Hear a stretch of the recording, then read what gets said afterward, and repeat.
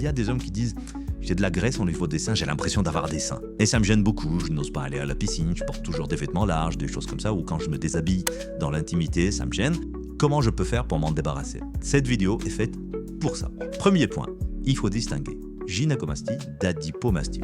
La différence, c'est quoi? C'est qu'on peut avoir des seins et c'est des glandes mammaires, c'est-à-dire c'est des glandes sécrétantes, un peu comme chez les femmes, des vrais seins, et ça, on l'appelle gynécomastie. Comme on peut avoir une adipomastie, c'est-à-dire une accumulation de graisse sans que ça soit des glandes en fait sécrétantes qu'il y a sous la peau. La gynécomastie, elle, est une problématique médicale. Il faut consulter parce qu'elle peut être le reflet d'un déséquilibre hormonal, déficit en testostérone, excès d'oestrogène. Pour info, on a des petites glandes de sein tous, hein. Il y a des petits restes de glandes de sein qui sont présents, pas des restes, des reliquats on va dire, de glandes de sein qui sont sous les mamelons, sauf que normalement ça doit rester très léger. Donc la gynécomastie c'est annexé de ces glandes. C'est pas le sujet du jour. Le sujet du jour c'est l'adipomastie, c'est-à-dire on a accumulé de la graisse. Souvent parce qu'on a pris du poids et puis au moment où on perd du poids on a l'impression qu'on n'arrive pas à perdre cette graisse là, ou on essaye de perdre du poids de façon générale mais c'est long à perdre cette graisse là. Je vais vous dire d'ailleurs dans cette vidéo comment on fait pour la cibler. En tout cas, voyons maintenant tout de suite les conseils pour l'adipomastie, c'est-à-dire le fait d'avoir accumulé de la graisse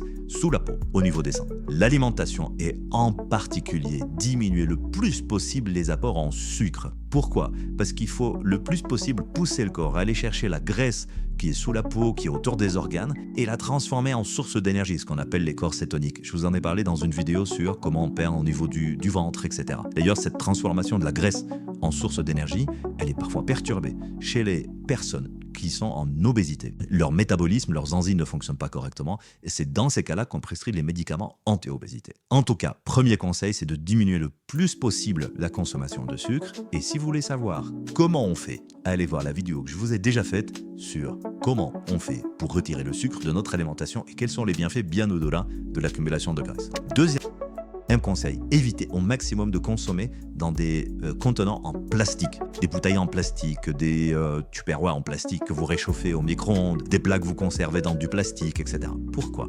Parce que le plastique, malheureusement, se transmet dans notre corps avec des nanoparticules. Il y a plusieurs études qui ont montré que le plastique s'accumule dans notre corps. Ce n'est plus seulement dans l'environnement, c'est aussi dans notre corps, dans le cerveau, dans le pénis, les testicules, au niveau du cœur parfois.